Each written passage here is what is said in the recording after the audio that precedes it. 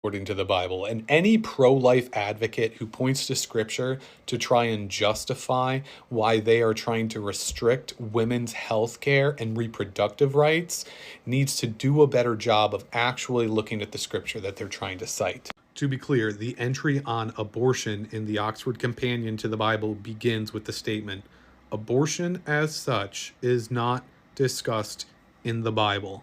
At this point, pro life advocates will point to two scriptures, either the Ten Commandments, do not kill, or they'll talk about Jeremiah, where I knew you before the womb, or that I should have killed you while you were in the womb. Jeremiah is a piece of poetry, and the Ten Commandments are a law. So we'll take the first one, you shall not murder.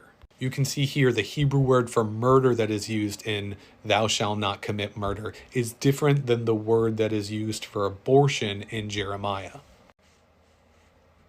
Did you know that God tells priests to perform abortion in the Bible? AKA God's not pro-life. I want to give you a deep dive in this one passage. Hi, I'm Jeremy. I'm a deep skeptic, also a pastor. So the passage is Numbers chapter 5, starting in verse 11. It goes all the way to the end of the chapter.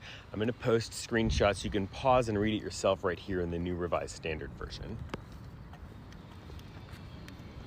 But you're talking about ending a life. No, that's not what we're talking about. You want to talk about what we're talking about? What you're talking about is when does life begin? And that's a philosophical or religious question. That's entirely based on your definition of what life is, right? If our laws were based on that, then child support would start at conception, right? It'd be unconstitutional to incarcerate pregnant women because a fetus cannot go through due process. You know what I'm saying? So that's not what we're talking about. What we're talking about are rights, freedom of speech, the right to bear arms. We're talking about our constitutional rights. Do you know how many amendments there are? There have been 27 ratified amendments, right? Okay. Roe versus Wade is in the 14th Amendment. Do you know what that amendment is? That is former slaves' citizenship.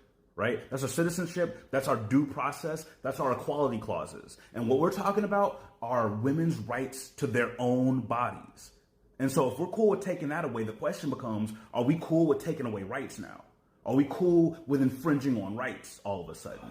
Because this is where it starts. HELLP syndrome, severe preeclampsia or severe eclampsia, cancer, sepsis, maternal infection, organ failure, pulmonary hypertension, ectopic pregnancy, premature rupture of the membranes. I could continue to go on, but those are all reasons for medically necessary abortions, and most of them can happen after 6 weeks, so the total bans after 6 weeks kill women.